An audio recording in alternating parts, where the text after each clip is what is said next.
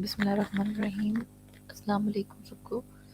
अब मुझे आइडिया नहीं किस किसने ज्वाइन किया, लेकिन उम्मीद है आप सबको मेरी वॉइस आ रही होगी। आज हमारा थर्ड डे है चेस्ट एक्सरे इंटरप्रिटेशन का। पहले मैंने बेसिक एनाटॉमी की थी। कल हमने कुछ इंपॉर्टेंट एनाटॉमिकल स्ट्रक्चर्स देखे थे, नॉर्मल सिलबट देखे थे, जिसमें आगे अब हम आज पैथोलॉजी स्टार्ट करेंगे। तो सबसे पहले हम लोग आज जो हमें स्टार्ट करना है वो हम उसमें करेंगे डिफरेंट पैथोलॉजिकल डिजीज़, जिसमें निमोनिया होगा, टीबी होगी और एब्सेस होगी। ठीक है, कुछ केसेस होंगे वो मैं आपको दिखाऊंगी, और एक्सरे केसेस होंगे, सीटी इसमें इन्वॉल्व नहीं है। सबसे पहले हमारे पास जब भी कोई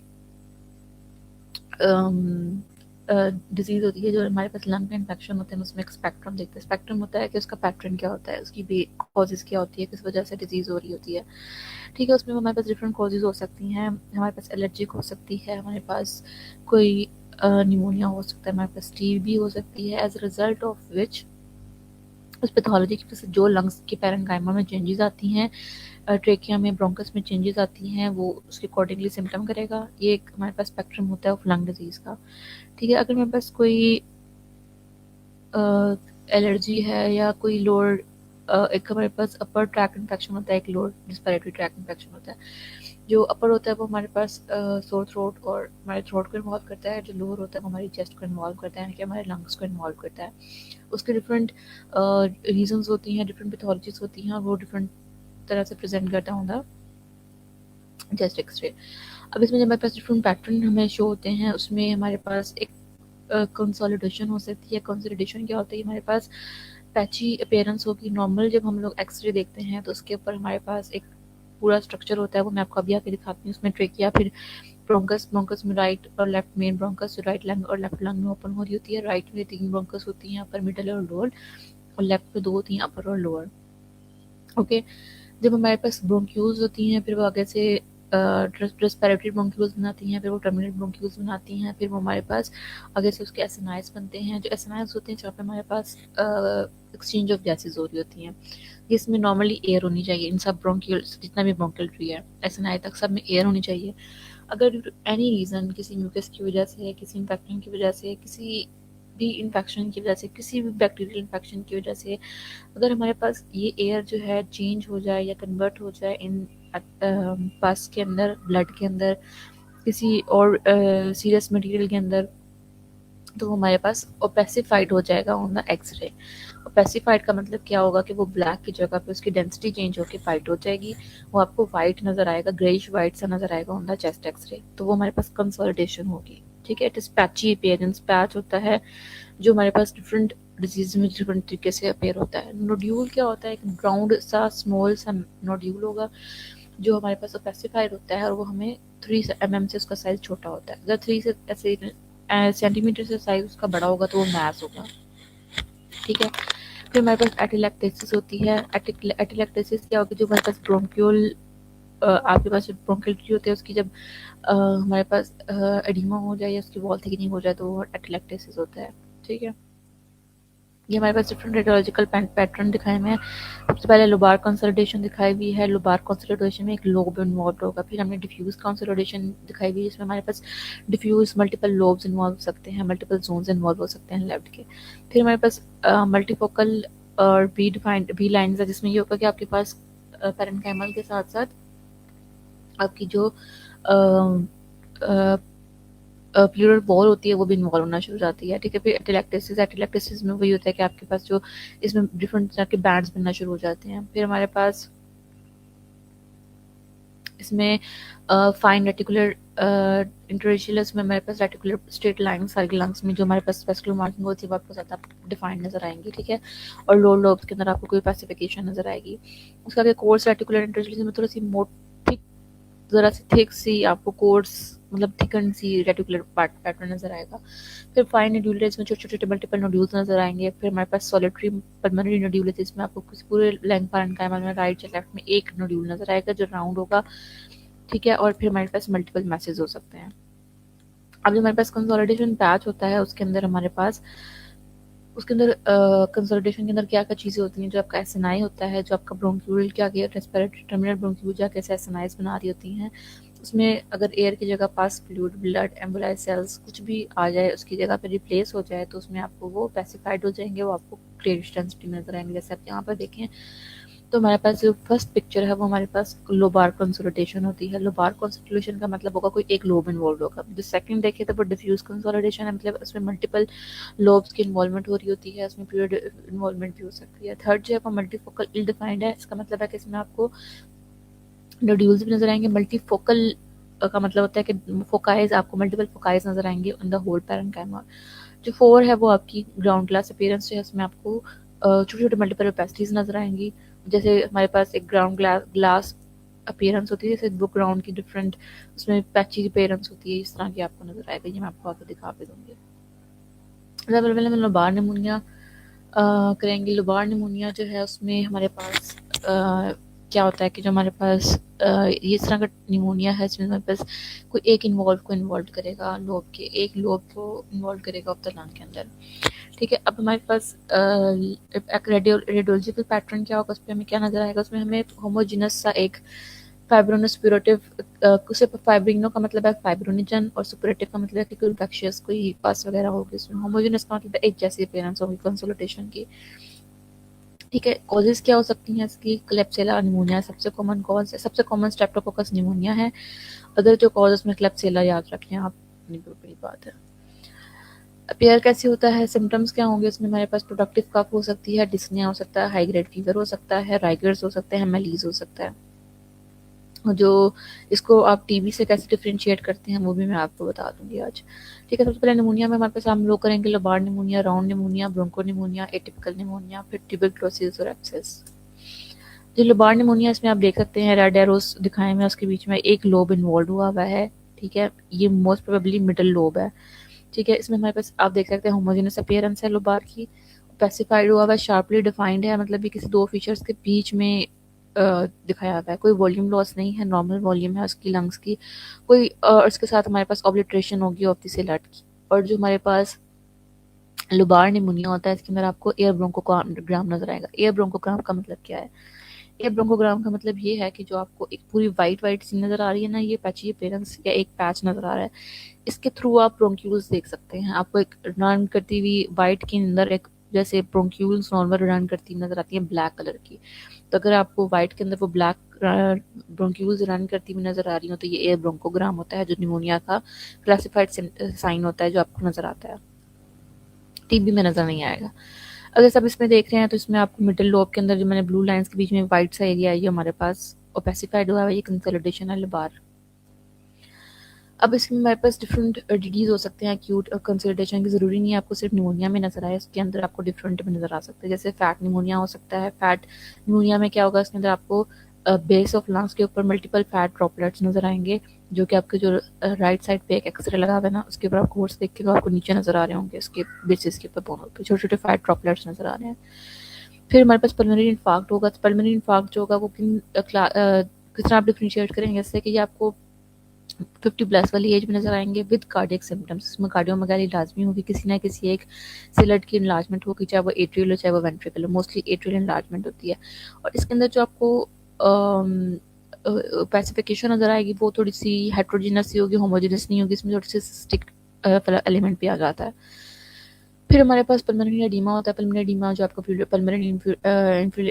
पल्मोनरी प्लूरल फ्यूजन के साथ नजर आएगी। ठीक है, राइट साइड को ज्यादातर इन्वॉल्व करती है और कार्डियोमेगाली होती है। निमोनिया में कार्डियोमेगाली जरूरी नहीं होती और एयर ब्रोंकोग्राम जरूर होता है। फिर हमारे पास राउंड निमोनिया होता है। राउंड निमोनिया में आपने क्या याद रखना है कि ये हमारे पास मोस्टली पीडियाट्रिक ग्रुप में आता है, छोटे ग्रुप्स के अंदर आता है, बड़े ग्रुप में ये नहीं आता। ठीक है, मतलब 5 साल तक के बच्चों में ये आपको नजर आएगी, वेल डिफाइंड राउंड कैपेसिटी होगी। ठीक है, वही लिखा बैक्टीरियोलॉजी स्ट्रेप्टोकोकस निमोनिया, लेकिन बच्चों के अंदर। ठीक है, जैसे अब यहाँ पर आप देख सकते हैं, आपको एक पैच सा राउंड सा नजर आ रहा है निमोनिया के अंदर। बच्चों का एक्सरे है उसमें नजर आ रहा है आपको, अपर मिडिल लोब में है। ठीक है, और आपको ये राउंड सा नजर आएगा, वेल सर्कमसाइज्ड होगा। मोस्टली ये superior segment of lower lobe को इन्वॉल्व करता है। मतलब आप समझ लें कि ये लोअर लोब के अंदर आपको कॉमनली लोअर लोब का जो सुपीरियर वाला होगा उसके अंदर होगा, और इसमें एयर ब्रोंकोग्राम हो भी सकता है और नहीं भी हो सकता। फिर आप यहाँ पर देखें तो ये व्यू में आप देख सकते हैं कि मिडल लोअर लोब को इन्वॉल्व किया हुआ है, और लेटरल पे देखें तो मिडल और लोअर लोब को इन्वॉल्व किया हुआ है। मैंने आपको बताया मैं कि लेटरल के ऊपर हम कैसे इसको डिफरेंशिएट करते हैं। जो ऊपर एक राउंड सा ब्लैक नजर आ रहा है वो एयर ब्रोंकोग्राम है, नीचे वाला भी। और जो ऊपर एक छोटी सी राउंड छोटी जो नीचे वाली लेफ्ट वाला एक्सरे जो आपके राइट साइड पे एक्सरे है, उसके अंदर जो छोटा एक राउंड सा है उसके ऊपर आपको एक कंकेविटी नजर आ रही है, वो आपकी पल्मोनरी वेन है, आर्टरी है। ठीक है, फिर हमारे पास ब्रोंको निमोनिया आ जाता है। ब्रोंको निमोनिया जो है, इसमें आपने याद रखना, हमने एक राउंड निमोनिया किया है और एक हमने लुबार निमोनिया किया है। लुबार जो है वो बड़ी क्लास में, राउंड निमोनिया छोटे बच्चों के अंदर। ठीक है, और ब्रोंको निमोनिया जो है ये हमारे पास एल्वेलाई और ब्रोंका, वो दोनों एल्वेलाई को ज़्यादा इन्वॉल्व करते हैं। अभी एल्वेलाई और ब्रोंका दोनों को इन्वॉल्व करेंगे। ठीक है, ये सिर्फ एल्वेलाई तक नहीं आएंगे, ब्रोंकियोल को भी इन्वॉल्व कर लेते हैं। ठीक है, इसमें मल्टीपल लोब्स हो सकते हैं। सिम्टम जो है माइल्ड टू सीवियर होंगे मोस्टली ये भी बच्चों में, और लीडिंग कॉज ऑफ डेथ है इन द बच्चों के अंदर ब्रोंकोनिमोनिया, सुनने में भी बहुत ज़्यादा आता है। अच्छा, ये मैंने एक डायग्राम रखी थी डिफ्रेंशिएट करने के लिए लोबार को और ब्रोंकोनिमोनिया को। अगर आप लेफ्ट वाले डायग्राम देखें अपने, तो इसमें लोबार निमोनिया में पूरा एक लोब इन्वॉल्व किया हुआ है, लेकिन दूसरे ब्रोंकोनिमोनिया में मल्टीपल फोकाइज होंगे, मल्टीपल लोब्स और multiple foci and multiple lobes. यहाँ से याद रखें। जो राइट वाली डायग्राम है इसमें मैंने आपको इसे बताने के लिए ब्रोंकियल्स की किस तरह होती हैं। अगर आप नॉर्मल इसको एक्सरे समझ लें कि ब्रोंकी ऊपर से ट्रेकिया आ रहा है, उसने राइट और लेफ्ट ब्रोंकस दिए हैं, ब्रोंकस से आगे रेस्पिरेटरी ब्रोंक्यूल्स बनेगी, फिर टर्मिनल ब्रोंक्यूल्स होंगे, ब्रोंक्यूल्स जो है वो आगे देख सकते हैं एल्वेलाई हैं, इस पे कैपिलरीज हैं जहाँ पे ब्लड एक्सचेंज होता है। ठीक है। ब्रोंकोनिमोनिया के सबसे कॉमन कॉज वही स्ट्रेप्टोकोकस ऑरियस है। क्लेप्सिला जो है वो मोस्टली उन पेशेंट में होते हैं जो डिबिलेटेड पेशेंट्स एंड और अल्कोहलिक पेशेंट्स में होंगे। ईकोलाई सीडोमोनास हॉस्पिटल एक्वायर्ड में होता है और मोस्टली एक कॉमन हॉस्पिटल एक्वायर्ड इन्फेक्शन होते हैं। ये प्लेन रेडियोग्राफ अगर आप इसको गौर से देखें तो ये आपका दो बाकी जो है ना उसे बहुत डिफ्रेंशिएट कर रहा है। ठीक है, मल्टीपल है, इल डिफाइंड है, नोड्यूलर ओपेसिटी है इसके अंदर और पैची। इनिशियली ये पैची होता है, फिर एकदम से एक जैसा सा हेट्रोजिनस सा कन्फ्लुएंस बना देता है और कंसोलिडेशन पैच भी देता है। लेकिन इसमें मल्टीपल मल्टीफोकल, ये आपने दो बातें याद रखनी है। और नोड्यूलर, ना राउंड में नोड्यूलरिटी थी ना उसमें नोड्यूलरिटी थी जो दूसरी होती है, लेकिन इसमें नोड्यूलरिटी भी होगी, मल्टीपल फोकल होंगी। जब मल्टीपल फोकल का मतलब है तो नोड्यूल और हेट्रोजिनस की स्पेसिफिकेशन आ रही है। बायलैटरल होंगे और एसिमेट्रिकल भी हो सकता है और सिमेट्रिकल भी हो सकता है। एसिमेट्रिकल का मतलब है कि जो पैटर्न आपको राइट साइड नजर आ रहा है उससे ऑपोजिट पैटर्न आपको लेफ्ट साइड पे उस जैसा पैटर्न नहीं होगा, डिफरेंट पैटर्न होगा। फॉर एग्जाम्पल, अगर राइट साइड का अपर लोब इन्वॉल्व है और उसमें आपको स्पेसिफिकेशन नजर आ रही है तो लेफ्ट वाला होगा उसका लोअर लोब होगा। लेफ्ट का अपर है तो राइट के मिडल या लोअर में होगा, तो ये एसिमेट्रिकल होगी। ये बायलैटरल इन्वॉल्वमेंट शो करता है। पहले वाले दो थे निमोनिया वो बायलैटरल नहीं थे, मोस्टली वो राइट साइड को इन्वॉल्व करते हैं। और जो लुबार जो टिपिकल जो राउंड निमोनिया वो मोस्टली लोअर लोब को, जो lobar pneumonia mostly most probably upper middle को इन्वॉल्व कर रहा होता है। ठीक है, और जो हमारे पास ये मोस्टली हाइलर और पेरी हाइलर एरिया के होता है, ऊपर होगा और लंग बेसिस को इन्वॉल्व करेगा, जैसे आप इस एक्सरे में देख भी सकते हैं कि पेरी हाइलर का मतलब है हाइला के साथ वाला एरिया और मल्टीपल मल्टीपल होगा, मल्टीफोकल होगा, ये मोस्टली लोअर लोब्स को करते हैं इन्वॉल्व। ठीक है, ये मैंने एक सीटी की फाइंडिंग सिर्फ रखी है अंदर। इसमें जो आपको राइट साइड पे एरोज दिखाए हुए हैं ये इसके जो मतलब इसमें हमारे पास जो ब्रोंक्यूल की जो ब्रोंक्यू एसिनल दोनों की पेयर होती है ना तो उसकी थिक एंड वॉल्ड हुई हुई है। और जो उसकी ब्रोंक्यूल्स है ना, जो ब्लैक वाली ब्रोंक्यूल्स होती हैं वो सारी की सारी थिक एंड हुई हुई है, उसके अंदर सारे पास हुआ, वैसे आपको सारा वाइट नजर आ रहा है। ठीक है, उसके बाद ये हमारे पास अगर हम दूसरी राइट साइड वाले डायग्राम देखेंगे उसमें ट्रैम ट्रैक अपीयरेंस आ रही है। ट्रैम ट्रैक अपीयरेंस क्या होती है कि जो हमारे पास ब्रोंक्यूल्स रन कर रही होती है इसके इर्द गिर्द आपको वाइट थिक लाइन नजर आ रही है, तो मतलब ये थिक एंड वॉल्ड है, इसमें एडिमा हुआ है ब्रोंक्यूल का। ठीक है, ये एक इसकी फाइंडिंग है ऑन द सीटी। उसके बाद हमारे पास एटिपिकल निमोनिया आ जाता है। एटिपिकल निमोनिया के अंदर जो आपको जहाँ से समझना है मुझे बताइएगा, दोबारा बता दूंगी। तो टाइम शॉर्ट होता है, स्लाइड ज़्यादा होती हैं तो इसलिए फिर थोड़ा प्रॉब्लम हो जाता है। ठीक है, एटिपिकल निमोनिया में आपने याद रखना है कि जो हमारे पास कम्युनिटी एक्वायर्ड, मोस्टली ये कम्युनिटी एक्वायर्ड इन्फेक्शन में होते हैं, एटिपिकल हैं तो ये हमारे पास बच्चों में और बड़ों में दोनों में हो सकता है। ठीक है, ये लुबार निमोनिया जैसा नहीं होता और बीटा लैक्टम एंटीबायोटिक्स को ये रिस्पॉन्ड नहीं कर ट्रैक में होता है, उसके सिम्टम्स में। इसके ऊपर हम लोगों ने ये याद रखनी है कि इसमें पैची इल डिफाइंड नोड्यूलरिटी और रेटिकुलर नोड्यूलर पैसिटीज होंगी। अच्छा, जो हमने राउंड निमोनिया किया था उसके अंदर हमने लुबार में याद रखा था कि एक होमोजेनस अपीयरेंस होती है, एयर ब्रोंकोग्राम। बस दो बातें याद रखनी है। राउंड में क्या याद रखना है, बच्चा याद रखना है कि बच्चों में होते हैं और मल्टीपल हो सकते हैं इसमें, और लेकिन लोब एक ही होगा, राइट या लेफ्ट। जो हमने ब्रोंको निमोनिया किया था वो बच्चों वाला है, लेकिन इसमें लीडिंग कॉज ऑफ डेथ है और उसमें मल्टीफोकल मल्टी लोबार निमोनिया होते हैं, मतलब उसमें मल्टीपल लोब्स इन्वॉल्व होते हैं और मल्टीफोकल होते हैं और नोडुलैरिटी होती है, लेकिन उसमें रेटिकुलर पैटर्न नहीं बनता। एटिपिकल निमोनिया में नोडुलैरिटी भी होगी और रेटिकुलर पैटर्न भी बनेगा। अगर अब यहाँ पर देखें तो ये एक इल डिफाइंड सी है और आपको इसमें वेस्कुलर मार्किंग इंक्रीज नजर आ रही है, मतलब आपको पूरे लंग्स में वो वाइट वाइट रन करती हुई नजर आ रही हैं थ्रू द और पेरिफेरी तक जा रही हैं। नॉर्मल एक्सरे में जो आपकी वेस्कुलर मार्किंग है वो आपकी पेरिफेरी तक नहीं जाती, लेकिन इसमें अगर आप देखें वो वाइट लाइंस जो हैं वो पेरिफेरी तक जा रही हैं, इसका मतलब है कि ये रेटिकुलर पैटर्न है। और अगर आप गौर से देखें तो आपको राइट लंग के अंदर छोटे छोटे राउंड ब्लैक ब्लैक ब्रोंक्यूल्स नजर आ रहे होंगे। ठीक है, ये इसका रेटिकुलर नोडुलर पैटर्न होता है कि जो आपकी ब्रोंक्यूल्स होती हैं उसके साइड साइड पे सारा ये वेस्कुलर मार्किंग्स होते हैं, बेस तक जाती हैं, पेरिफेरी तक जाती हैं, तो बीच में ये आपकी इसमें ट्रैम ट्रैक, मतलब इसकी एयर, इसको एयरबड ट्रीन बर्ड अपीयरेंस भी कहते हैं, जो सिटी पे बहुत अच्छी नजर आती है।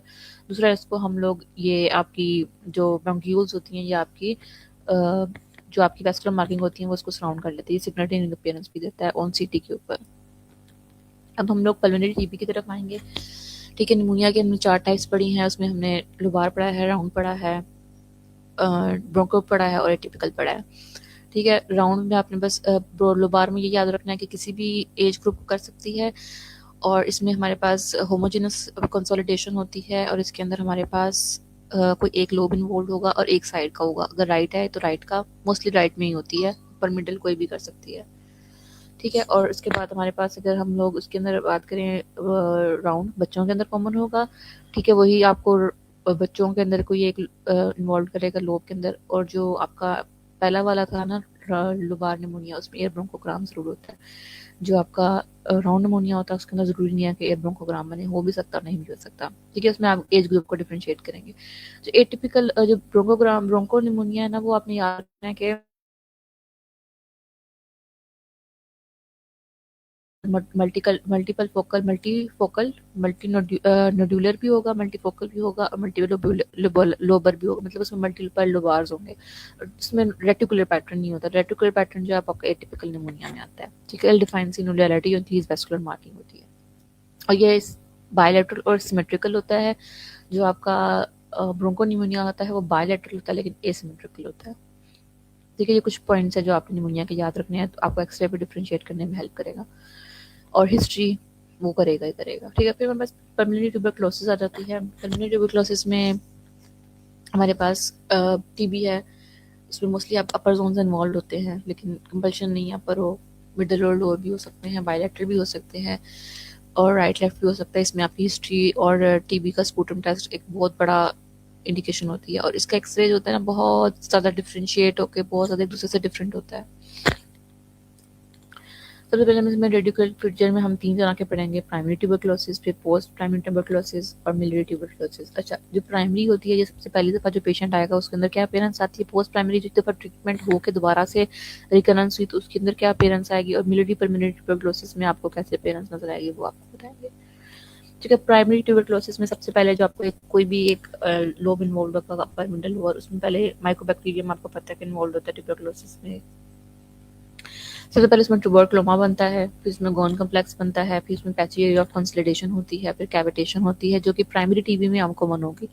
प्राइमरी टीबी में कभी भी कैविटेशन नहीं होती, ये हमारे पास सेकेंडरी में होती है, यानी कि जो पोस्ट प्राइमरी टीबी की होती है। इसमें लिम्फेडिनोपैथी होगी, और हाइपरलियर फ्यूजन हो सकती है, कैल्सिफिकेशन हो सकती है नोड्स की, जो लिम्फ नोड्स होते हैं। ठीक है, अब मैं आपको दिखाती हूँ। अगर आप यहाँ पर देखें, कल वाले सेशन में मैंने आपको बताया था कि जब आप लेटरल पे देखते हो और आपको हाइला के अंदर कोई इनलार्जमेंट नजर आती है, कोई भी आपको ओपेसिटी नजर आती है, तो आप उसको लेटरल पे देखते हो। लेटरल पे अगर आपको हाइला के अंदर वो उसके ऊपर ओवरलैप हो रही है, नोडुलैरिटी ओपेसिटी जो है, आपने लिम्फेडिनोपैथी अपने माइंड में रखनी है। फिर आप सिटी पे देखें तो आपको वो राउंड राउंड नजर आ रहे हैं, उस पर वाइट एरो भी है। ठीक है, ये लिम्फेडिनोपैथी हुई है, आपको जो लिम्फ नोड है वो लाट हो चुके हैं, जो कि हमारे पास टीबी का खासा है कि लिम्फेडिनोपैथी होती है। अगर आपको इस तरह की नजर आ रही हो, डिक्रीज वेस्कुलर मार्किंग नजर आ रही हो, तो you can think of TB. अगर आप यहाँ पर देखें तो जिसमें भी लिम्फेडिनोपैथी हुई है, वही इंक्रीज वेस्कुलर मार्किंग जो है वो आपको थोड़ी सी ज़्यादा इसमें नज़र आ रही है, क्योंकि इसमें थोड़ा सा एक्सपोजर ज़्यादा है, फीमेल है। अगर आप देखें तो लिम्फेडिनोपैथी हुई है दोनों साइड पे आइला के अंदर। इसमें हमारे पास कंसोलिडेशन हुई है। अच्छा, अब आपने ये बात याद रखनी है कि जो हमारे पास इसकी कंसोलिडेशन और उसकी कंसोलिडेशन में, टीबी की कंसोलिडेशन में एयर ब्रोंकोग्राम नहीं बनते, निमोनिया की कंसोलिडेशन में एयर ब्रोंकोग्राम बनते हैं।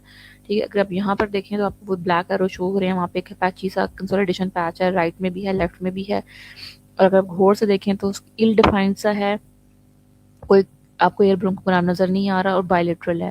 निमोनिया मोस्टली एक साइड पे इन्वॉल्वमेंट करता है, दोनों पे नहीं करता। ठीक है, consolidation in primary tuberculosis, frontal chest radiograph demonstrate consolidation in the right middle lobe, right arrow show कर रहा है, एंड विद हाइलाइट लिम्फेडिनोपैथी, वही हाइलाइट जो है आपके थोड़े से ब्लड हुए हैं और आपको बड़े बड़े राउंड नजर आ रहे हैं, and you are not able to differentiate it from the opacification, तो आप इसको टीबी का सोच सकते हैं। ठीक है, pulmonary imaging finding in individual with primary tuberculosis are non specific. वही बात कि आपकी जो प्राइमरी इमेजिंग फाइंडिंग है इंडिविजुअल की, ऑन एक्सरे के ऊपर आप इसके सीटी पे लाजमी भेजेंगे, और वही air lobar air space consolidation होगी, इप्सिलेटर हाइलर और मेडिस्टनल लिम्फेडिनोपैथी होगी। अच्छा, और प्लूरल फ्यूजन होगी, जो आपके सीटी एंगल्स होते हैं वो ब्लंट होते हैं। अच्छा, आपने ये इसको आप निमोनिया से कैसे डिफरेंशिएट करना है, हिस्ट्री बेसिस के ऊपर। दूसरी बात, अम, आप देख सकते हैं कंसोलिडेशन बायलैटरल है, इसमें आपको लिम्फेडिनोपैथी नज़र आती है। निमोनिया में लिम्फेडिनोपैथी बिल्कुल भी नहीं होती, ठीक है। इसके अंदर नाइट स्वेट्स होते हैं, निमोनिया में ज़रूरी नहीं है। वेट लॉस होता है, निमोनिया में ज़रूरी नहीं है। उसके बाद आपने हिस्ट्री एक खासा होती है, आपको पता है निमोनिया की, सॉरी निमोनिया और दोनों की, टीबी की, ठीक है। साथ इसको आप एंटी पे डाल, एंटी टीबी उस पर ड्रग्स पे डालेंगे, लेकिन आपका सिर्फ रिपोर्टिंग तक है, क्योंकि तो आपने इसको कर लेना है। रिपोर्टिंग में आपको लास्ट सेशन में बताऊंगी कि कैसे करते हैं, ठीक है। जो मिलरी होती है उसमें आपको पता है कि उसमें हमारे पास वाइड स्प्रेड स्मॉल नोड्यूल्स होते हैं, बहुत टाइनी से नोड्यूल्स हैं, पूरे पैरेंकाइमा में सिमेट्रिकली उसकी डिवीजन होती है, कंसोलिडेशन नहीं होती, कोई आपको कैल्सिफिकेशन नजर नहीं आती, कोई लिम्फेडिनोपैथी नजर नहीं आती, कोई आपको हाईलाइट लार्ज नजर नहीं होगी, नॉर्मल चेस्ट एक्सरे होगा। हो सकता है वेस्कुलर मार्किंग थोड़ी सी कम या ज़्यादा हुई हो, लेकिन आपको छोटे छोटे फाइन नोड्यूल्स नजर आएंगे बायलैटरल चेस्ट के अंदर, ठीक है। फिर प्लूरल फ्यूजन कैसे आपको नजर आएगी, उसमें ब्लंटिंग ऑफ सीपी एंगल होते हैं, जैसे आप इसमें देख सकते हैं कि लेफ्ट साइड की सीपी एंगल बिल्कुल ब्लंट हुआ हुआ है और आधा लंग उड़ा हुआ उधर से, मतलब वहाँ पे फ्लूइड की एक्यूमुलेशन हो गई है या पुश का एलिमेंट है वो ऊपर पुश हो गया। लेकिन अगर हमारे पास सीपी एंगल पुश होता है ना, या पुल हुआ होता है, पुश हो ऊपर की तरफ जा रहा हो, तो सीपी एंगल ब्लंट आता है नीचे से। लेकिन अगर आप इसमें देखें तो ये बिल्कुल थोड़ा सा ब्लंटिंग का मतलब है कि जो शार्प एंड था वो खत्म हो गया है, इसका मतलब है कि यहाँ पे कोई एयर या फ्लूइड आ गया जिसकी वजह से ये एंड हो चुका हुआ है, ठीक है। पोस्ट प्राइमरी ट्यूबरक्लोसिस में सबसे पहले फाइंडिंग जो इसमें आपको नजर आएगी वो आपको एक तो ये रीएक्टिवेशन ऑफ टीबी हो जाती है, चाहे वो इम्यून सिस्टम डिक्रीज हो या ध्यान ना रखा हो, उसकी वजह से दोबारा से टीबी आ जाती है। मोस्टली हमारे पास अपर लोब को, लोअर लोब को, posterior segment of upper lobe का मतलब ये है कि आप समझ लें कि दरमियान वाला पोर्शन, मिडल वाला पोर्शन जो हो जाएगा ना, मिडल वाला जोन है वो ज़्यादा इन्वॉल्वमेंट करेगा। जो निमोनिया होते हैं उसमें मोस्टली अपर और मिडिल लोब इन्वॉल्व होते हैं, लोअर लोब भी हो सकते हैं, वो कोई बात, उसमें कोई वो नहीं होती। अगर आप यहाँ पर देखें तो इसमें आपको एक पैची कंसोलिडेशन नजर आएगी, ठीक है। पैची का मतलब है कि एक पैच सा नजर आएगा, पैच का मतलब होता है एक पीस, किसी चीज का एक पीस लेना, उसको कहते हैं पैची। जैसे अब मैंने इसको वाइट पे किया हुआ है, कंसोलिडेशन पैच नजर आ रहा है एपिकल जोन्स के अंदर, ठीक है। अगर आपको इसमें थोड़ा सा अनक्लियर हो रहा तो इस पर आप एपिकल व्यू करा सकते हैं, इसमें आपको ज्यादा क्लियर नहीं नजर आ जाएगा। इसमें नोड्यूलर ओपेसिटीज नजर आ सकती हैं, कैविटेशन नजर आ सकती है, प्लूरल फ्यूजन नजर आ सकता है, और फाइब्रोटिक स्टैंड नजर आ सकते हैं। मैं आपको एक एक करके सब दिखाऊंगी। अब यहाँ पर देखें तो आपको लेफ्ट वाले एक्सरे में जो दिखाया हुआ है वो राइट सीटी में दिखाया हुआ है। आपको कैविटरी लीजन नजर आ रही है, एक सबसे ऊपर वाले जहाँ पे मैंने अबाउट किया, बस वो दो तरह के कैविटरी लीजन पड़े हुए हैं। बिल्कुल राउंड से आपको कैविटी नजर आ रही है और बीच में से ब्लैक है, मतलब उसमें बीच में कैविटी का वो सेंटर है और साइड पे आपको व्हाइट सा राउंड नजर आ रहा है, और लेफ्ट पे सीटी पे नजर आ रहा है आपको, राइट पे ये कैविटरी लीजन है जो कि सेकेंडरी टीबी का, पोस्ट प्राइमरी टीबी का एक वो होता है, कैविटरी लीजन होती है जो आपकी कंसोलिडेशन, उसमें कैविटेशन स्टार्ट हो जाती है।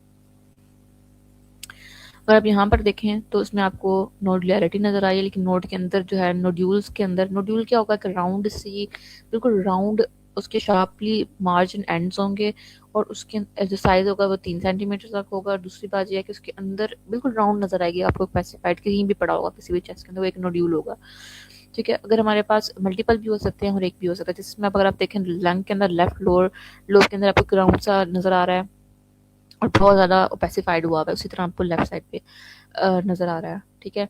और नोड्यूल के ऊपर इसका साइज बहुत मैटर करता है, उसकी पेरेंट्स बहुत मैटर करती है, ठीक है। अगर आप देखें तो जो नोड्यूल है उसके बीच में अगर कैल्सिफिकेशन होगी तो वो आपको, जैसे ये राइट साइड पे सिटी में नज़र आ रहा है इमेज में, आपको वैसे नज़र आएगा, ठीक है। नीचे लिखा हुआ है नोड्यूलर एरिया ऑफ कंसोलिडेशन, मतलब एक nodular area of consolidation is a small area of central cavitation is visible in the superior segment of the, वो इसका लोअर लोब का सुपीरियर सेगमेंट है या लोअर लोब का एक, लोअर लोब भी आ जाए तो बहुत बड़ी बात है, उसमें सेगमेंट्स की जरूरत नहीं होती, ठीक है। सीटी पे है लेकिन इस पे नहीं, एक्सरे पे। अब अगला जो है, ये मैंने सिटी के इमेजेस अच्छा इसलिए लगाए हैं ताकि आपको साथ उस पर भी समझ आ जाए, उस पर भी समझ आ जाए। अब इसमें फिर आपको देखें तो दोनों हाइलर एरिया में राइट और लेफ्ट साइड पे, दोनों साइड पे आपको ट्रीड बर्ड अपीयरेंस कहा, लेकिन ट्रीड बर्ड अपीयरेंस से आपको इस पे भी नजर आ सकती है, लेकिन उस पर भी ट्रीन बर्ड का क्या मतलब है, जो ब्रोंक्यूल्स हैं उसके साइड पे आपको ब्लैक कलर की एक वाइट कलर की आउटलाइन नजर आएगी, मतलब थिक एडिमा होगा। अगर राइट साइड पे आप देखें ना तो आपको दो एरो नजर आ रहे हैं वाइट कलर के लेफ्ट लोअर साइड पे, उसमें आपको छोटे छोटे फाइन नोड्यूल्स नजर आ रहे हैं, लेकिन प्लूरल इन्वॉल्वमेंट नहीं है इसके अंदर। आपकी जो लुबार की इन्वॉल्वमेंट है वो इन्वॉल्वमेंट है, मतलब सेंट्रल लोबुलर का मतलब है कि लोबुल्स के सेंट्रल की इन्वॉल्वमेंट है, उसकी पेरिफेरी की इन्वॉल्वमेंट नहीं है,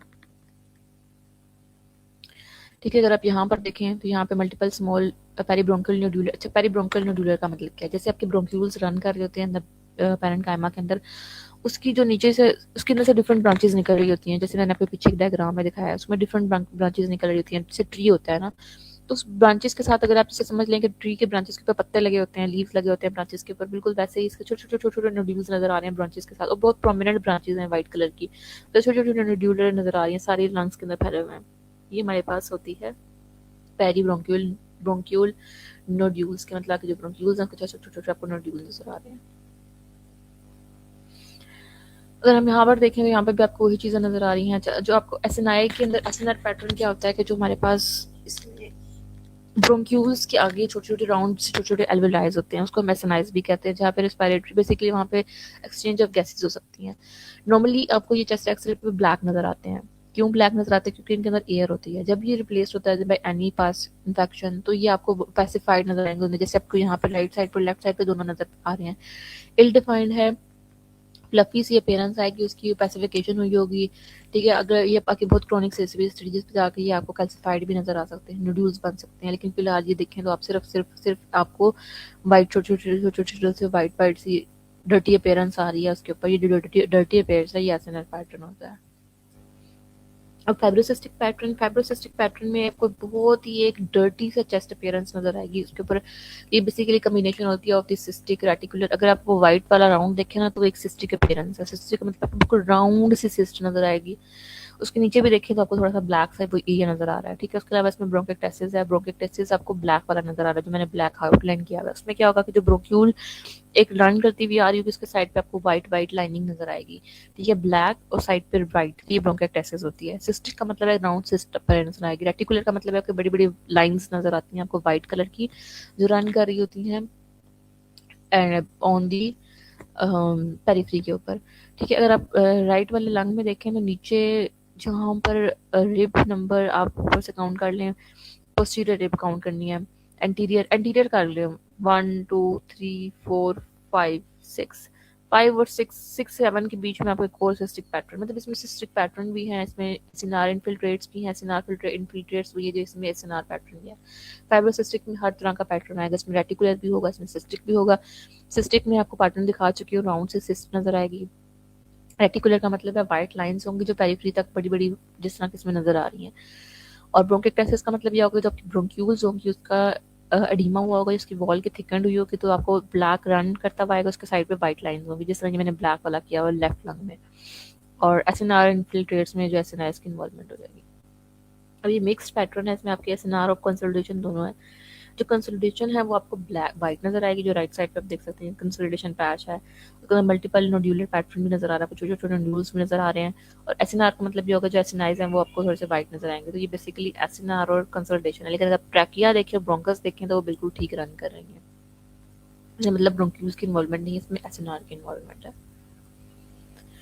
स्कारिंग और कैल्सिफिकेशन में क्या हो जाएगा कि जब बहुत एडवांस टीबी हो जाती है तो आपके जो लंग्स के फिशर्स होते हैं वो स्कार्ड होना शुरू हो जाते हैं। ठीक है, बहुत ज़्यादा इन्फेक्शन की वजह से it started to appear as a white line, वो जैसे इसमें आपको राइट साइड पर वाइट लाइन नजर आ रही है, स्कार है। और कैल्सिफिकेशन के अंदर आपको पूरी वाइट लाइन रन करती हुई नजर आएंगी, जब इससे सारी कैल्सिफिकेशन नजर आ रही है। राइट साइड पे भी है, लेफ्ट साइड पे भी है, लेफ्ट साइड पे हल्ला में है, साइड भी है, राइट साइड में भी, अपर लोब में भी है, उन सारी कैल्सिफिकेशन नजर आ रही है। ठीक है, अगर यहाँ पर देखें तो ये मैसिव पल्मोनरी फाइब्रोसिस है। मैसिव पल्मोनरी फाइब्रोसिस के अंदर आपको, अगर आप वो रेड वाला एरिया देखें तो वो फाइब्रोटिक लीजन है। फाइब्रोटिक लीजन क्या होगा, एक राउंड सा, जो वो कंसोलिडेशन इतनी थिक हो चुकी होती है, इतनी थिक हो चुकी होती है कि वो आपका पैच इतना क्रॉनिक इख्तियार कर चुका होता है स्टेज के, वो आपको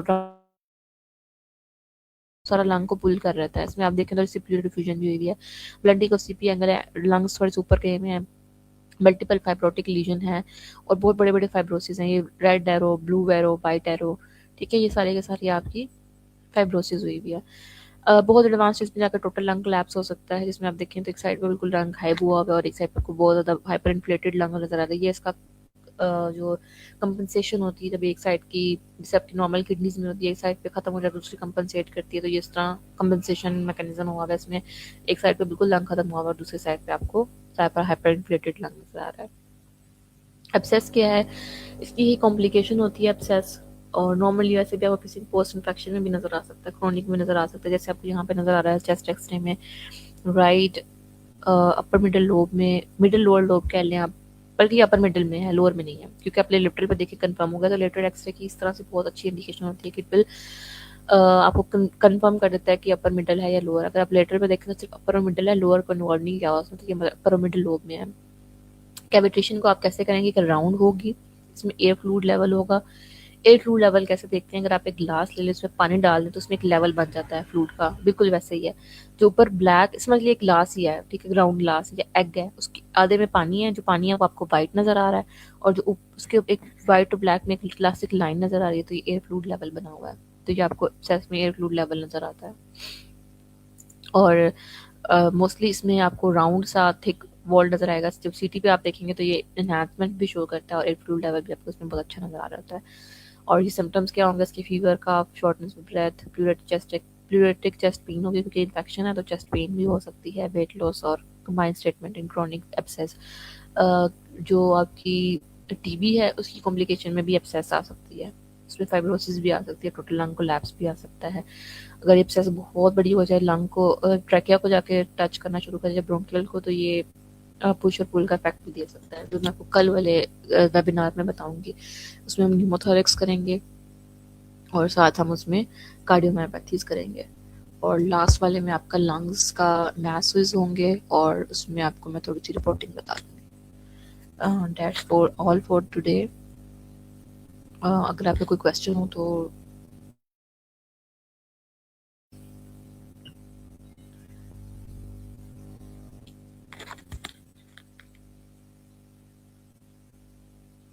थैंक यू सो मच। कोई क्वेश्चन हो तो आप पूछ सकते हैं।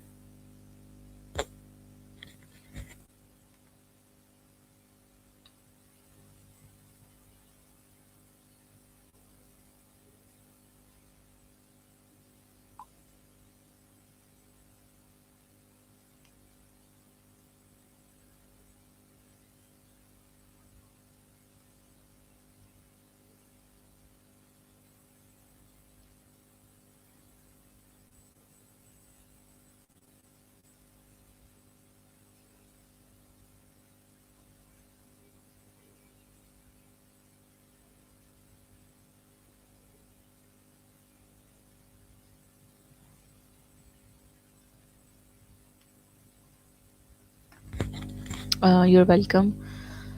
जिन जिन्होंने भी सेशन लिया है, होप आप लोगों को बहुत हेल्प किया होगा सेशन ने। कल वाला इससे भी बेहतर होगा इंशाल्लाह इंशाल्लाह।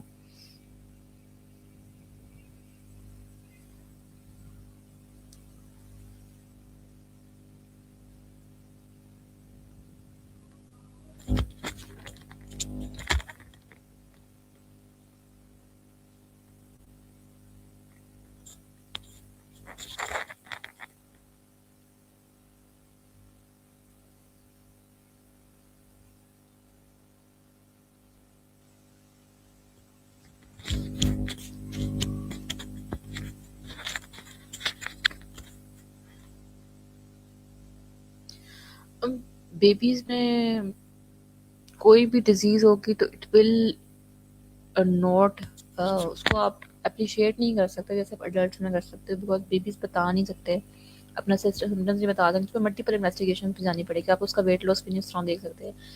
आप उसका मेलीज फीवर वगैरह आप देख सकते हो, लेकिन वो स्पूटम को नहीं कर सकता, और अब मोस्टली स्पूटम ही करवाया जाता है। फिर आप एक्सरे पे चले जाते हो, एक्सरे पे उसकी मल्टीपल चीज़ें, ये चीज़ें करते करते पेशेंट को बहुत लेट कर देता है कि उसको हम लोग उसका कलेक्ट कैसे करेंगे।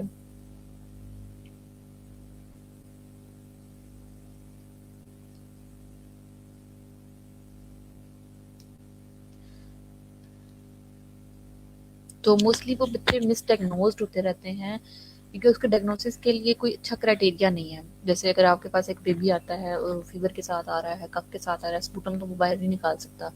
मोस्टली वो स्पूटम वाली चीज़ को समझ ही नहीं सकता कि स्पूटम ने कैसे आना है। ठीक है, फीवर भी आ गया, उसके नाइट स्वेट्स भी आते हैं, उसको रात को फीवर भी ज़्यादा आ रहे हैं, तो उसको मल्टीपल ट्रीटमेंट्स दी जा रही हैं, तो अगर वो इन्फेक्शन होगा भी तो वो सप्रेस होना शुरू हो जाएगा। उस तक जाते जाते भी बच्चे में टीबी नहीं है।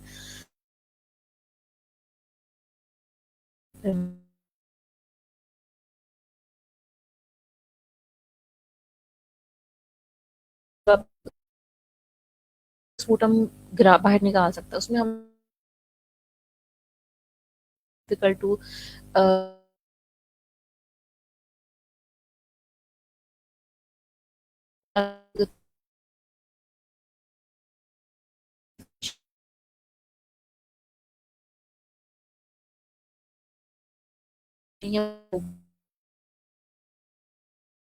लेट होती है और बड़ों में अडल्ट्स में थोड़ा जल्दी हो जाती है। लेकिन फिर वही बात है कि हमारा रेडियोलॉजी का हम हमारे जो चीज़ पे लैक आती है वही आती है कि जब हमारे पास एक बेबी का एक्सरे आता है तो हम लोग सबसे पहले उसकी हिस्ट्री, फिर आप उसकी पिक्चर, फिर आप उसका सीटी, देन जो मेडिकल स्पेशलिस्ट होते हैं या पीडियाट्रिशियन होते हैं मेडिकल, उनके ऊपर ये चीज़ डिपेंड करती है कि उसको कैसे आगे लेके चल रहे हैं। उसका जीन एक्सपर्ट करना है या स्पूटम तो वो बेचारा बच्चा बाहर निकाल नहीं सकता, तो उसके लिए फिर पीडियाट्रिशियन के पास होती है, वो जीन एक्सपर्ट कर सकते हैं जिस तरह हम लोग बड़ों में कराते हैं।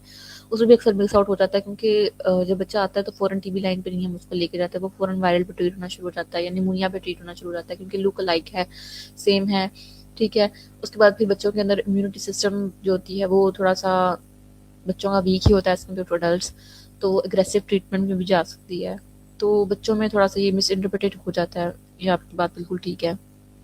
लेकिन ये पीडियाट्रिशियन पे बहुत डिपेंड करता है कि वो अच्छे तरीके से उसको लेके चले, उसको बेहतरीन तरीके से डायग्नोसिस करने की कोशिश करे अगर उसको टीबी लग रहा है। लेकिन मोस्ट प्रोबेबली वो यही होता है कि सिम्टम्स इतने कोरिलेट कर रहे होते हैं निमोनिया से कि उसको डिफरेंशिएट करना बड़ा मुश्किल हो जाता है।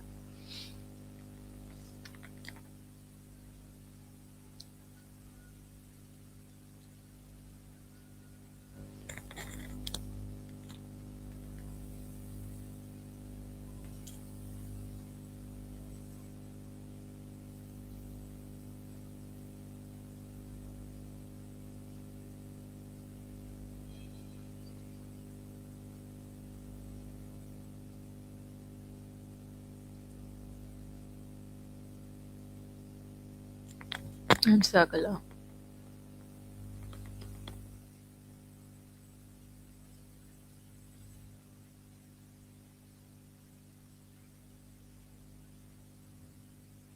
कोई और क्वेश्चन?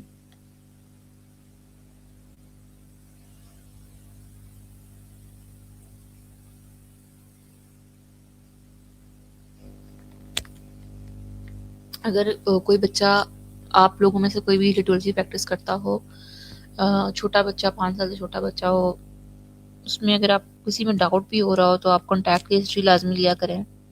फिर detailed history is very important for radiology. उसके बाद बच्चे जो होते हैं वो डिफरेंट डिफरेंट तरीके से रिस्पॉन्ड करते हैं टू मेडिसिन और डिफरेंट तरीके से रिस्पॉन्ड करते हैं। अडल्ट्स डिफरेंट, इसलिए अडल्ट्स को आसान होता है, बच्चों में हर बीमारी डिफरेंशिएट डायग्नोस करना मुश्किल होती है अल्टरनेस वो अम, कोई जेनेटिक हो। इवन के जो कार्डियक प्रॉब्लम्स होते हैं बच्चों के अंदर वो भी बहुत मुश्किल होते हैं, मिस डायग्नोज हो जाते हैं और बड़े होकर वो बच्चों को बहुत प्रॉब्लम करते हैं। इसलिए always always always be very careful जब आप डील कर रहे हो बच्चों को, ठीक है।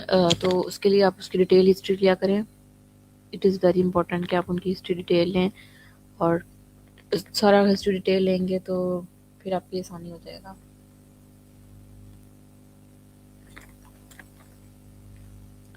तो और कोई क्वेश्चन नहीं है तो ठीक है, अगर कोई क्वेश्चन है तो आप पूछ सकते हैं, फिर मैं हम बंद करते हैं। और कल आप कोशिश कीजिएगा लाजमी आएगा, कल इंपॉर्टेंट टॉपिक है जो मोस्टली इमरजेंसी केसेस आप देखेंगे। उसमें प्लूरल फ्यूजन हो गया या कार्डियोमायोपैथीज होगी, दो चीज़ें होंगी। और लास्ट वाले में मैं आपको मैसेज हो थोड़ा सा रिपोर्टिंग का बताऊंगी। Thank you so much.